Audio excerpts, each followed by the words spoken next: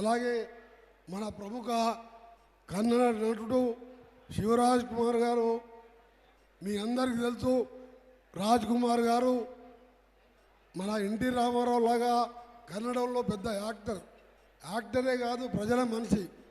అలాంటి కుమారుడు శివరాజ్ కుమార్ గారు, వారి సతీమణి గారికి, అలాగే